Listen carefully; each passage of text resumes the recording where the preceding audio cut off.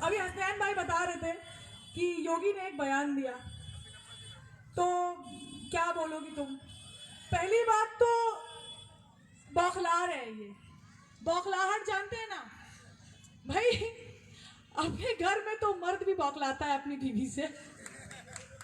तो ये तो ऐसी सरकार है, ना योगी की बीवी है ना मोदी जी की है, बाकी का तो आप छोड़ ही दे।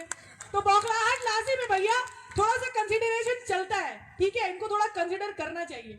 बौखलाहट ओके फाइन। तो इन्होंने बयान क्या दिया है वो देखिए। बयान इन्होंने ये दिया है कि मर्द, कोई हिंदू मुसलमान का नाम नहीं लिया है, लिया है क्या हसन भाई? नहीं।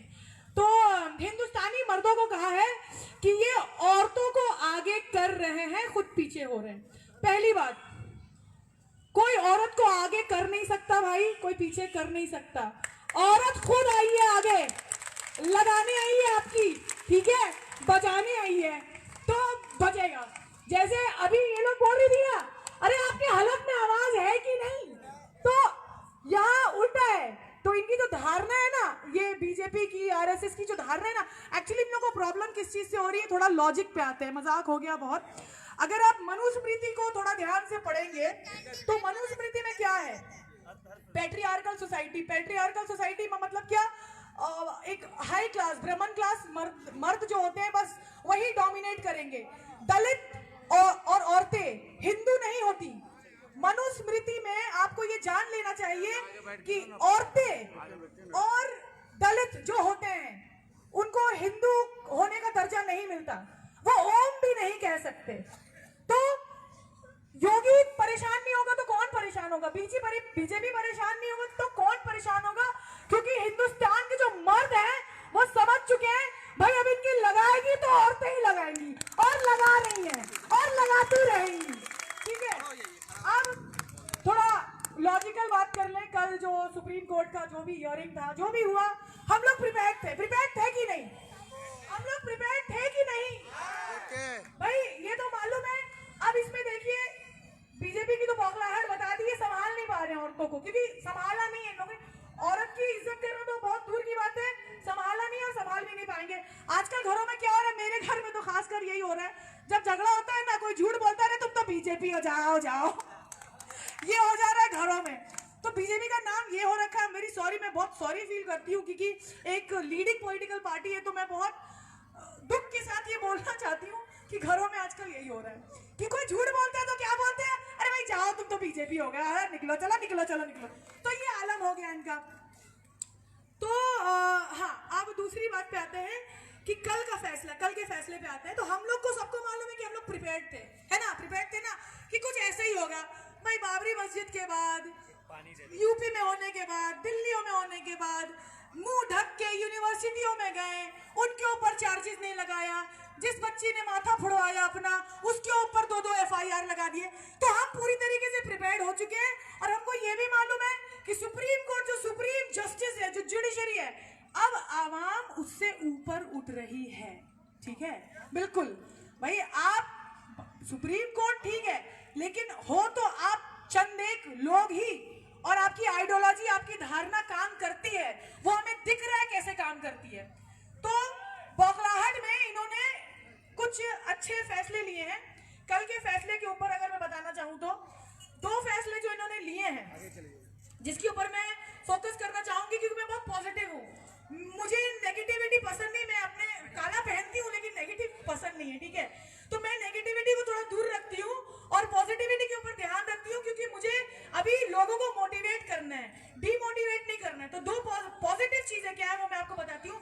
एक जो पहला पॉजिटिव चीज है, जो 4 हफ्ते इन्होंने दिए हैं, हमें नहीं दिए, सेंटर को दिए जवाब देने के लिए। अब आपको क्या करना है? फेंक दिया, लो भाई पल्ला झाड़ लिया अपना, supreme court is fine, okay, अब तुम जवाब दो। अब सेंटर से क्या जवाब आता है, नहीं आता है, वो हम लोग देखते हैं 4 महीने में। और एक जो बहुत पॉजिटिव, इसके बाद अगर आप लोग सुनेंगे तो आई वुड लाइक कि आप लोग तालियां मारें इसके बाद, क्योंकि मैं खुद बहुत खुश हुई थी। इन्होंने जो दे दिया है, अब एक ये जो सुनवाई होगी, एक कॉन्स्टिट्यूशनल बेंच करेगी। कॉन्स्टिट्यूशनल बेंच जो करेगी तो वो संविधान के, जहां तक मुझे कि संविधान के होकर ही कहेगी, क्योंकि वो संविधानिक बेंच है। तो मुझे नहीं लगता कि एक कॉन्स्टिट्यूशनल बेंच कुछ ऐसा करेगी जो संविधान के खिलाफ हो, लेकिन still there is a cliche. ये सोचकर घर पे तो नहीं बैठना है, क्योंकि अगर ये हुआ है तो प्रेशर हमने क्रिएट किया है, हम रास्ते पे आए हैं, सड़कों पे उतरे हैं, ज्यादा तादाद में औरतें आई हैं, औरतों ने लीड किया है, तो ये करते रहना है और ये हम करते रहेंगे, है ना, हमें रुकना नहीं है। आजादी की लड़ाई भी बहुत लंबी चढ़ी थी, महात्मा गांधी ने भी और इन्होंने भी, जो भी आजादी की लड़ाई लड़े थे, अब्दुल कलाम आजाद हो, सुभाष चंद्र बोस जी हो, इनको क्या पता था कि रिजल्ट ये होगा 1947 15 अगस्त को हमें आजादी मिल जाएगी? पता था क्या? नहीं पता था ना। लड़े ना कि बैठ गए घर पे, लड़ते रहे और जब तक आजादी नहीं मिली लड़ते रहे। तो हमें क्या करना है? बैठना नहीं है। आप दुकान चलाएं, 2 घंटे बंद करें, 2 घंटे बंद करें, धरने में बैठे, रास्तों पे आए। प्रेशर है इनको सीरियसली प्रेशर में ये है, तभी ये हो रहा है। इतनी जल्दी से कोई सुप्रीम कोर्ट से थे, उनका नाम अभी मुझे याद नहीं आ रहा, वो लाइव ट्वीट भी कर रहे थे, ग्रुप में मैं हूं तो बता रहे थे एक्सट्रीम केओस। क्या बताया था? सुप्रीम कोर्ट में उस वक्त, क्योंकि कोई कैमरा नहीं जा सकता, कोई लाइव नहीं हो सकता, ट्वीट भी नहीं कर सकते, तो जब वो एक व्हाट्सएप मैसेज कर रहे थे, बोल रहे थे केओस है, मतलब क्यों नहीं, अंदर नहीं बोल सकते, मतलब केओस को क्या बोलेंगे शमीना बाजी? केओस है मतलब परेशानी है। अब जो जिस केओस का मेरे पास कोई प्रोनाउंसिएशन नहीं हुआ, आप समझ जाइए कि केओस एक परेशानी से गुजर रहे हैं वो लोग, ठीक है। अब एक बात, हमें और क्या करना है इसके साथ, ठीक है। हम ऑलमोस्ट 1 महीना हो गया, एक दिन मेरा ऐसा नहीं गया है कि हम रास्ते पे नहीं आए हैं। दिन रात दोनों हम रास्ते पे रही हूँ, ठीक है। तो अभी आप लोग को भी आना है, आप लोग हैं, बहुत मुबारकबाद जो आज आए हो, और घर पे जाके प्लीज बोलिए, लेकर आइए, क्योंकि घर बहुत अच्छा है, डिटेंशन कैंप से अच्छा नहीं है, ठीक है। वो सोच आपको घर से बाहर निकालेगी डिटेंशन कैंप का। अच्छा, एक और बात कि आपको अवेयरनेस बिल्ड करना है। मैं एक चीज मैं हर जगह बोल रही हूँ, मुझे ये बोलना जरूरी है, थोड़ा लॉजिकल है, जो इनके एनपीआर के किसमें मैनुअल में लिखा है। इन्होंने जब एनपीआर करेंगे, आपके घरों में आएंगे, जो 1 अप्रैल से शुरू होने वाला, आपके घरों में आएंगे, आपका डिटेल्स लेके जाएंगे, फलाफल, इनके पास डिटेल्स सब है, इनके पास बायोमेट्रिक्स है, इनके पास आधार है, हमारा मोबाइल लिंक कर रखा है, हमारा बैंक अकाउंट लिंक कर रखा है, इनके पास सब है, लेकिन ये फिर भी आएंगे। इसकी वजह है, फिर आएंगे, डिटेल्स लेके जाएंगे, आप चाहे डिटेल्स इनको दें या नहीं दें, ये 3 चीजें करेंगे। आपको 3 तबकों में, 3 कैटेगरी में बांटेंगे। वो 3 कैटेगरी क्या है? एक है कि आपका सारा डॉक्यूमेंट्स बराबर है, आप सिटीजन है, रेगुलर सिटीजन, 1 नंबर साइड, आप हिंदुस्तान में रह सकते हैं। 2 नंबर इलीगल इमिग्रेंट्स, मतलब जो कानूनी तौर पर इलीगल नहीं है और वो यहाँ के दूसरे देशों से बसे हैं, इलीगल इमिग्रेंट्स। चलो ये भी समझ में आया भाई, इलीगल इमिग्रेंट्स का मतलब हम लोग को समझ में आता है कि जो हिंदुस्तान का नहीं और जो आया हो बाहर से, पहला वाला भी तीसरा जो है उसमें जबरदस्त क्लिच है, जबरदस्त परेशानी है, मतलब ये परेशानी जो है सीरियसली आपको घरों से बाहर निकालेगी। जो तीसरी कैटेगरी है वो है डाउटफुल सिटीजन। डाउटफुल का मतलब हम लोग जानते हैं ना, डाउटफुल का मतलब संदेहजनक ना। संदेहजनक का कुछ क्राइटेरिया तो होगा ना, हम आपके ऊपर संदेह क्यों करेंगे? अगर हम आपके ऊपर संदेह कर रहे हैं तो क्यों करेंगे? कुछ वजह तो होगा ना, कुछ वजह होगा, कुछ एलिमेंट्स होगा, कुछ प्रॉपर्टीज होगी भाई। संदेहजनक सबसे खराब बात जो है, इन्होंने डिफाइन ही नहीं किया है व्हाट डाउटफुल इज। डेफिनेशन ही नहीं है, परिभाषा ही नहीं दी है, और इनके पास फुल अथॉरिटी है कि किसी को भी ये डाउटफुल सिटीजन घोषित कर सकते हैं। अब समझ में आया कि हम लोग पागल क्यों हो रहे हैं? हम शक्ल से पागल लगते हैं क्या? बताइए प्लीज, नहीं लगते हैं ना, रास्ते में है ना। तो ये इनके पास अथॉरिटी है। डाउटफुल किस बेसिस पे आप डाउटफुल घोषित करेंगे? कहीं नहीं लिखा है।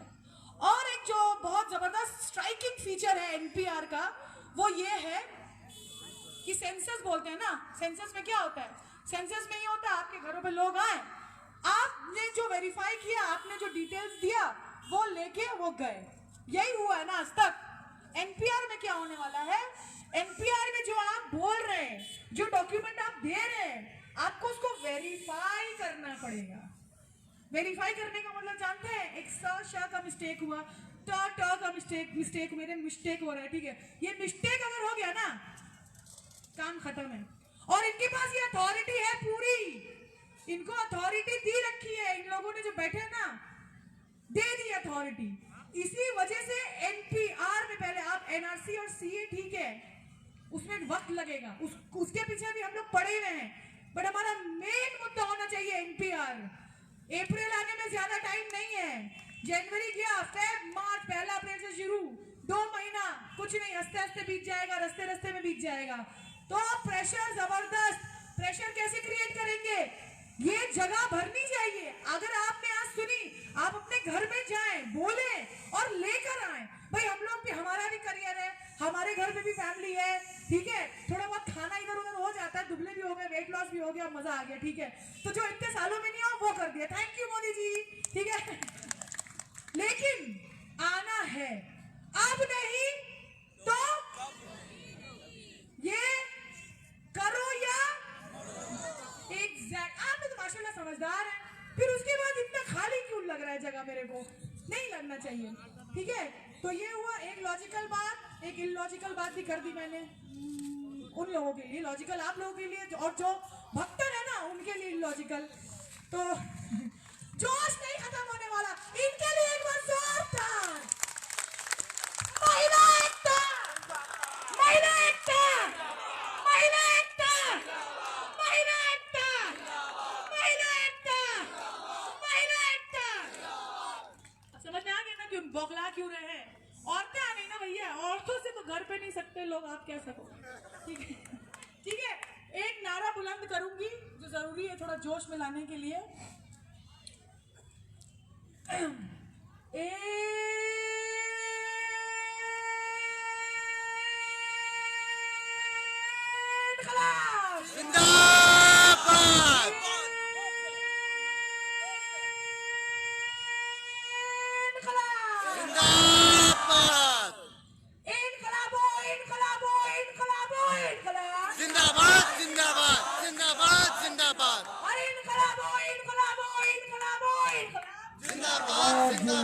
जिंदाबाद जिंदाबाद। तो बोल साथी हल्ला बोल, हल्ला बोल, हल्ला बोल, तू लाठी लेके हल्ला बोल, हल्ला बोल, हल्ला बोल, तू सरकी लेके हल्ला बोल, हल्ला बोल, हल्ला बोल, कोई नाम पूछे तो हल्ला बोल, हल्ला बोल, हल्ला बोल, कोई धर्म पूछे तो हल्ला बोल, हल्ला बोल, हल्ला बोल, कोई खाना देखे तो हल्ला बोल, हल्ला बोल, हल्ला बोल, इस एनपीआर पे हल्ला बोल, हल्ला बोल, हल्ला बोल, इस एनआरसी पे हल्ला बोल, हल्ला बोल, हल्ला बोल, अरे बहरे हैं ये ऊंचा बोल, हल्ला बोल, हल्ला बोल, अरे बहरे हैं ये ऊंचा बोल, हल्ला बोल, हल्ला बोल। भाई अपनी पूरी की पूरी एकदम जोश खत्म है वहाँ पे। ऐसे हम लोग को जोश कैसे आएगा?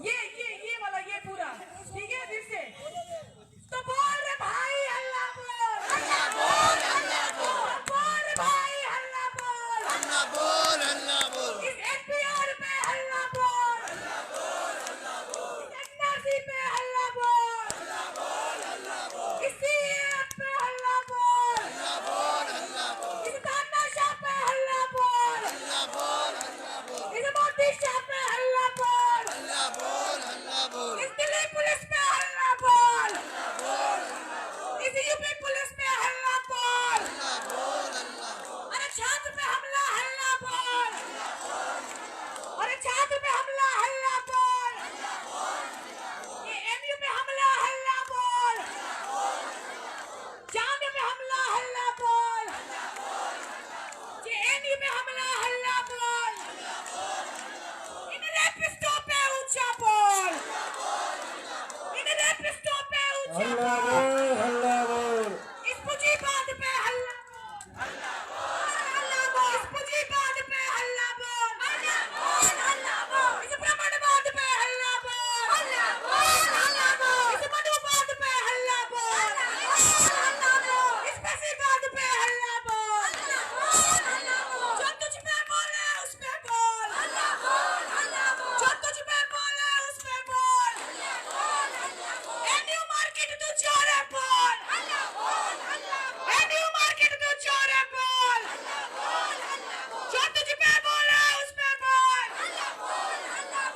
तुझ पे बोले उस पे बोल, संविधान पे हमला हल्ला बोल, अरे देश पे हमला हल्ला बोल, अरे देश पे हमला हल्ला बोल, इन रेपिस्टों पे ऊंचा बोल, अरे बहरे हैं ये ऊंचा बोल, अरे मुट्ठी बांध के ऊंचा बोल, अरे मुट्ठी बांध के ऊंचा बोल,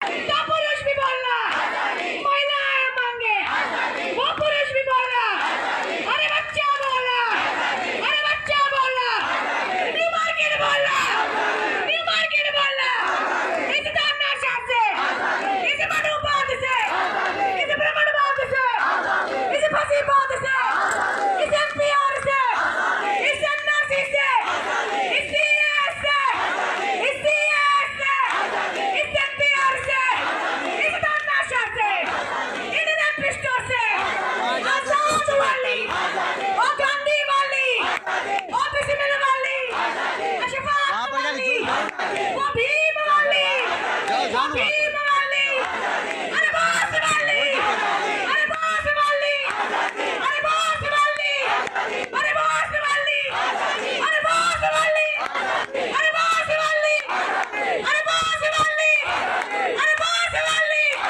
अरे बास वाली, अरे बास वाली, अरे हम क्या चाहते हैं, अरे तुम क्या चाहते हैं, सुनसान सड़क पे चलने फिरने की, इन रेपिस्टों से, इन गुंडाइयों से, इस आरएसएस से, इस बीजेपी से, इस तानाशाह से, इस ब्राह्मणवाद से, इस फसीबाद से, इस एनपीआर से, इस सीएस से, इस सीएस से, इस सीएस से, इस सन्नासी से, इस सन्नासी से,